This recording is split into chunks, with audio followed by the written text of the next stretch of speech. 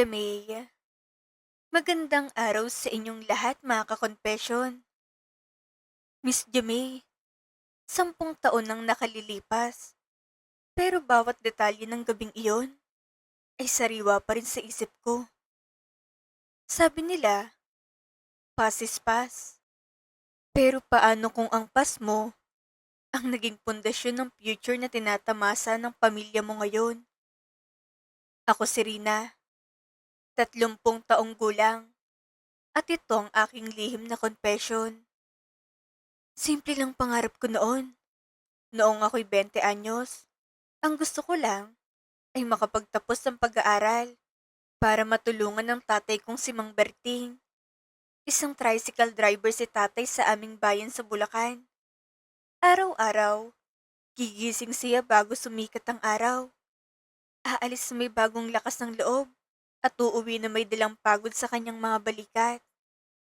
Pero kahit ganoon, hindi niya nakakalimutang ngumiti. Minsan, may dala siyang mainit-init na pandesal na nakabalot sa lumang dyaryo. O kaya'y paborito naming adobo na pinabili niya sa karinderya sa kanto. Sa simpleng hapag na gawa sa pinagtagpi-tagping kahoy, kumakain kaming magkakapamilya habang nagtatawanan. Mahirap kami, pero buo. Pero isang gabi, hindi bumalik ang ingay ng makina ng tricycle ni tatay sa tapat ng bahay namin. Tahimik ang gabi, masyadong tahimik. Wala ang pamilyar na ugong ng makina na nagsisilbing hudyat na oras na para maghain ng hapunan. Ilang beses akong sumilip sa bintana. Umaasang liliko siya sa eskinita namin. Ngunit ang dumating ay isang kapitbahay. Hingal at namumutla. May balitang hindi ko inaasahang maririnig. Ang sumunod na balitang natanggap namin ay parang isang bangungot. Nabundol si tatay ng isang rumagasang sasakyan. Hit and run. Natagpuan siyang duguan sa gilid ng kalsada. Mag-isa, walang tumulong agad. Ang kanyang katawan ay halos hindi na makilala sa dami ng sugat. Nang makarating kami sa ospital, amoy na amoy ko pang mga halo ng antiseptic at dugo. Nanginginig ang mga kamay ko habang hinahanap ko siya sa emergency room. Gumuho ang mundo ko nang sabihin ng doktor na kailangang putulin ang kanyang kaliwang kamay dahil sa lala ng pinsala. Parang may sumabog sa tenga ko. Hindi ko na marinig ang iba pang sinabi ng doktor. Ang tanging tumatak sa isip ko ay ang katotohanang ang tatay kong dating malakas, masipag, at walang kapaguran ay hindi na muling makakahawak ng manibela ng kanyang tricycle. Nakita ko si nanay na halos himatayin sa tabi ko at doon ko unang naramdaman ang bigat ng responsibilidad na biglang bumagsak sa aking balikat. Hindi lang kamay ni tatay ang nawala, kundi pati ang aming tanging pinagkakakitaan. Paglabas ni tatay sa ospital, may bitbit kaming bill na nagkakahalaga ng 100,000 pesos. Hawak-hawak kong papel na iyon na parang isa itong hatol. Isang parusang hindi namin kayang bayaran. Para sa aming isang kahig isang tuka, ang halagang iyon ay tila isang bundok na hindi namin kayang akyatin kahit ilang ulit pa kaming sumubok. Bilang panganay, alam kong kailangan kong kumilos. Tumigil ako sa kolehiyo. Masakit, Miss Jamey. Iyong makita mo ang mga kaklase mong nakatoga, nakangiti sa entablado. Hawak ang diploma na dati pinapangarap mo rin. Habang sila'y nagpo-post ng graduation pictures, ako naman ay may hawak na batya. Nakayuko sa lababo, paulit-ulit na kinukusat ang damit ng ibang tao. Sa bawat bula ng sabon, pakiramdam ko ay unti-unting nahuhugasan ng mga pangarap ko. Namasukan akong labandera sa umaga. Sa ilalim ng tirik ng araw, basang-basa ang aking mga kamay. Magaspang at puno ng galos. Sa hapon naman, Tagalinis ako ng bahay, nagwawalis, nagmamap, naglilinis ng banyo ng ibang pamilya na maswerte sa buhay. Uuwi akong pagod na pagod, pero kailangan ko pang umiti para hindi mag-alala si tatay. Ang nanay naman, nagtayo ng maliit na sari-sari store sa harap ng bahay. Isang lumang aparador ang ginawang lagayan ng paninda. Iilang sachet ng kape, candy, sardinas at tinging bigas. Pero halos pambili lang iyon ng gamot ni tatay. Minsan kulang pa nga eh. Unti-unti kaming nilulunod ng utang at interes. Doon pumasok sa eksena si Don Cardo. Siyang pinakamayamang tao sa aming baryo. Malaki ang bahay niya. May 2 palapag, may bakal na gate, at laging nakaparadang sasakyan sa loob. Marami siyang paupahan at kilala siyang nagpapautang ng 5-6. Para sa iba, siya'y isang biyaya. Para sa iba naman, isang bitag. Dahil sa kadesperaduhan na mabayaran ng utang sa ospital at ang araw-araw na interes, lumapit kami sa kanya. Noong una, maayos si Don Cardo. Malumanay ang kanyang boses at laging may ngiti sa labi na hindi ko mawari kung totoo o hindi. Matanda na siya. Halos kasing edad na ni tatay. Sa unang pagpunta namin sa bahay niya, pinaupo pa niya kami sa sala at inalok ng kape. Para kaming mga bisita, hindi mga taong may kailangang pakiusap. Rina, sige, tutulungan ko kayo. Magtrabaho ka lang sa bahay ko tuwing linggo para mabawasan ng interes. Sabi niya, akala ko, hulog siya ng langit. Akala ko, may mga tao pa palang busilak ang puso sa gitna ng aming paghihikahos. 1 buwan nang lumipas, nagkasunod-sunod ang malas. Nagkasakit ang kapatid ko, mataas ang lagnat, nanginginig ang maliit niyang katawan habang nakahiga sa banig at halos hindi na makakain. Ako naman ay nakaranas ng matinding trangkaso dahil sa pagod at puyat sa paglalaba. Halos hindi na ako makatayo sa hilo, pero pilit ko pa rin tinatapos ang bawat labada. Dahil bawat pisong kinikita ko ay may katumbas na gamot at pagkain sa hapag namin. Dahil doon, hindi ako nakapasok sa bahay ni Don Cardo at hindi rin kami nakabayad ng lingguhang hulog. Isang gabi, pumunta si Don Cardo sa bahay. Dumagundong ang kanyang sasakyan sa tapat ng aming barong-barong. Parang isang paalala na hindi kami makakatakas sa kanya. Pagbukas ng pinto, sumalubong ang galit niyang muka. Nakakunot ang noo, matalim ang tingin. Nagbanta siyang kukunin ang aming maliit na lupa. O kaya ay ipapabarangay kami dahil sa hindi pagbabayad. Umiiyak si nanay habang hawak ang laylayan ng kanyang lumang damit. Paulit-ulit na nakikiusap. Nakayuko lang si tatay. Ang isang kamay niya, mahigpit na nakayukom sa kanyang tuhod. Tila sinisisi ang sarili dahil sa kanyang kapansanan.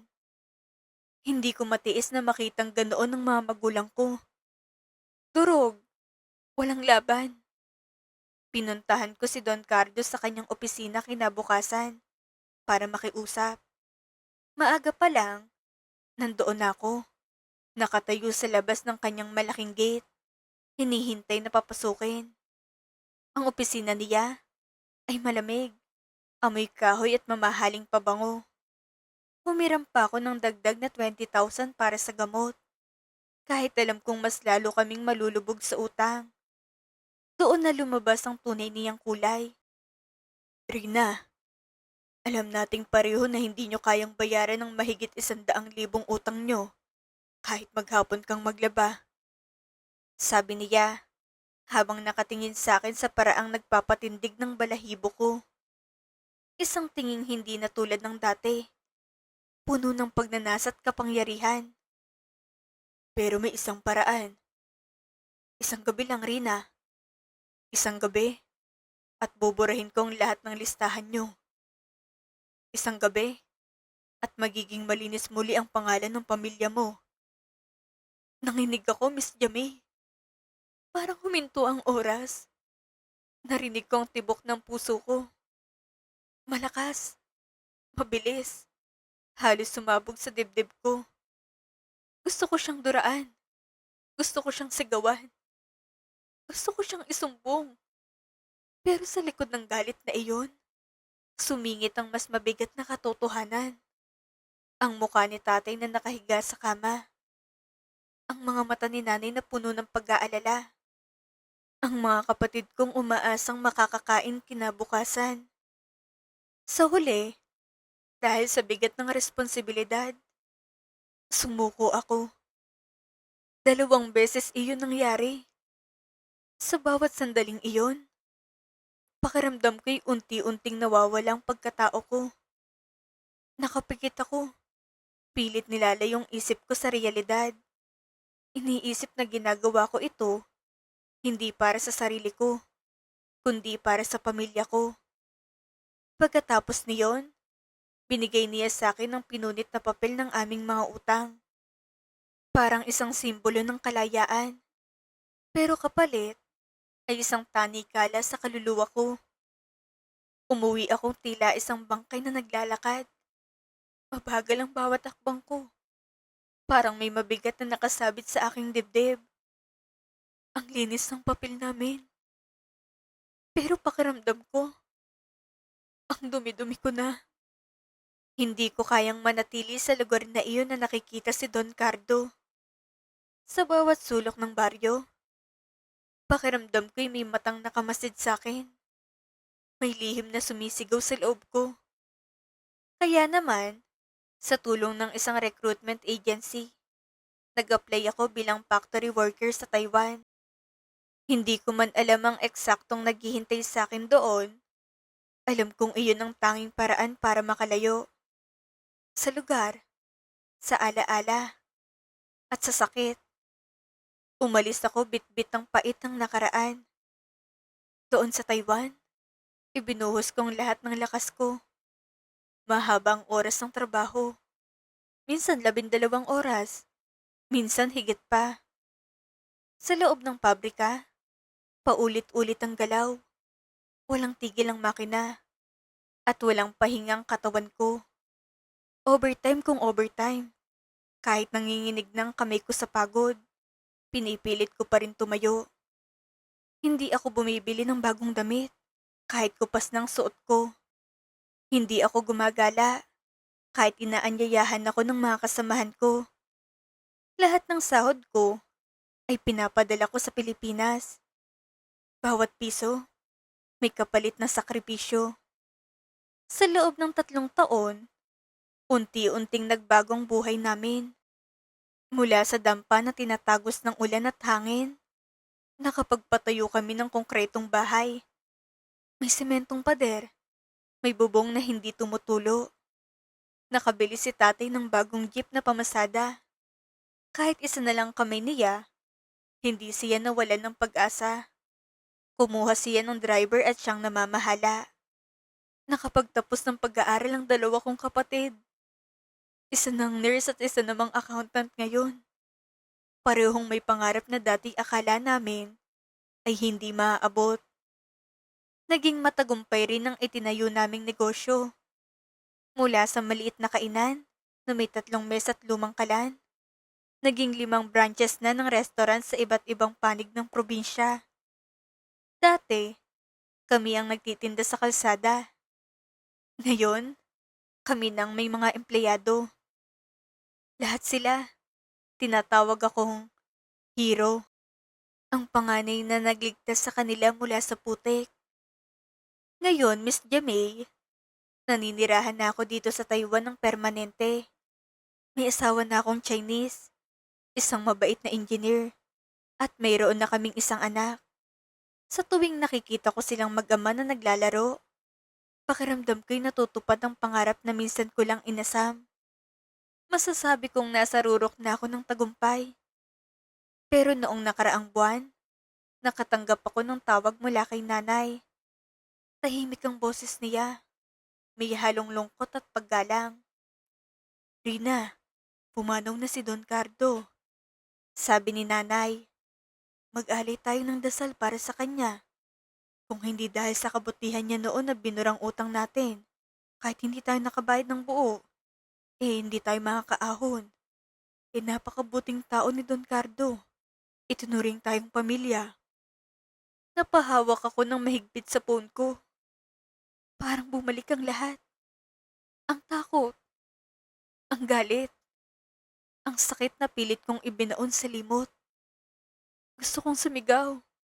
Gusto kong sabihin, Nay, hindi siya mabuti. Binili niyang dangal ko. Gusto kong ibunyag ang katotohanan na matagal ko nang kinikimkim. Pero pinili kong manahimik.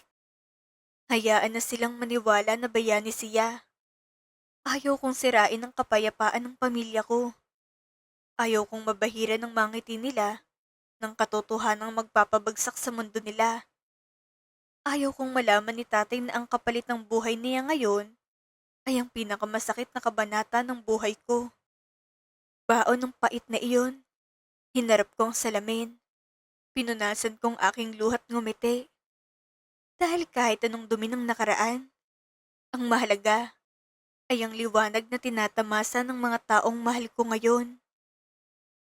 Isang napakabigat na confession mula kay Rina. Tunay nga ang pag-ibig ng isang anak ay walang hangganan. Kahit pang maging kabayaran ay ang sariling dangal.